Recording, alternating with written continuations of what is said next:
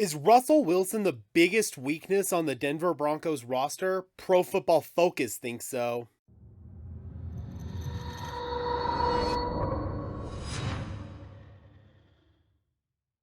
What's up, guys, and welcome to Denver Broncos Syndicate, part of the Sports Syndicate family of channels where we are dedicated to bringing you content about our favorite sports teams. I am your host, Gage Madrid. Before we jump in, if you could just do me a big favor and smash a like on this video, and if you have yet to subscribe, please do so by clicking the red button below. We are trying to reach 1,000 subscribers by Thanksgiving. I really truly believe that we can get there, guys, so it would be awesome if you could help us out. The Denver Broncos are sitting at 3-5 to start the season. Definitely not the way that fans and media alike expected things to go. Now, you can definitely sit here and point to many different reasons as to why the Denver Broncos are struggling. Our offensive line absolutely has failed to gel as a unit between injuries and just overall bad play. Our receiving core's play has been overall mediocre. Our run game absolutely sucks, especially after Javonte Williams went down. Part of that, of course, is due to the offensive line, and the other part's due to the personnel. Our defense definitely has not been a major contributor to the problem. It's mostly been all offensive problems for the Denver Broncos. Now, an article from Zach Seegers of Mile High Sports reveals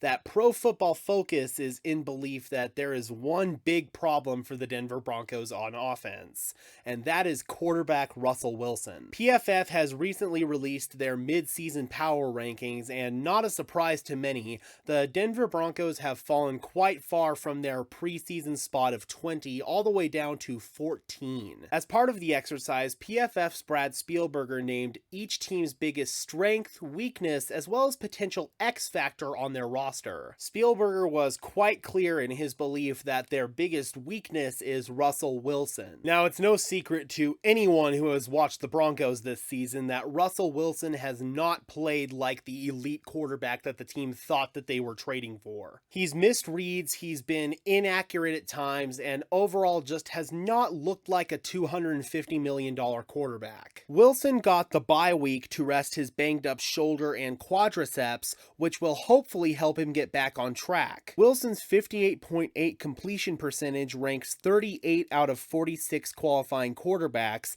and he continues to struggle to take the easy completion in favor of big game hunting downfield. Now, as far as the biggest strength for the Broncos, it's pretty low-hanging fruit, but Spielberger named the team's defense. After pulling off a blockbuster trade for quarterback Russell Wilson, the expectation in Denver probably wasn't that the defense would rank second in expected points added allowed per play, and the offense would rank second to last in EPA per play. Denver is getting top-end performances from players along the defensive line, at off-ball linebacker, and in the secondary. Even with Bradley Chubb traded to Miami, Denver still has Randy Gregory and Baron Browning among depth options. Now, as far as potential X factor goes, it's a player that, in my opinion, has really stepped up to the plate these past couple of weeks, and that is Jerry Jeudy. Jeudy has been inconsistent on a week-to-week basis, with the occasional focus drop stalling out a drive when the offense can't afford any self-inflicted wounds amid the unit's overall struggles. Although the drops for Jerry Jeudy have certainly collectively frustrated Broncos country, the past month in particular, he's really stepped up to the plate in my opinion,